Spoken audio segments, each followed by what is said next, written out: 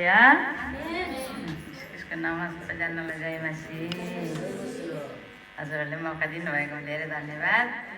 तपाईँहरूको प्रार्थनाले हामीहरू उहाँदेखि यहाँ आइपुग्न सक्यौँ र हामी चाहिँ उता जाँदाखेरि चाहिँ 2009मा गएको थियौँ।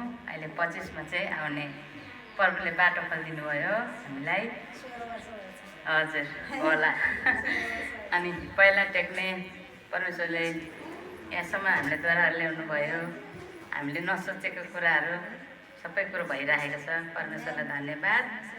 अनि हजुरहरूलाई पनि धन्यवाद हामीले प्रार्थनामा सम्झिनु भएकोमा।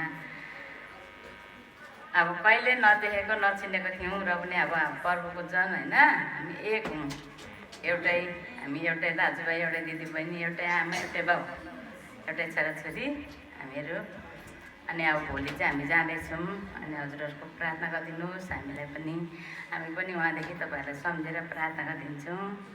र आजलाई यति नै, यति भन्दै सबैजनालाई फेरि पनि जय मसी।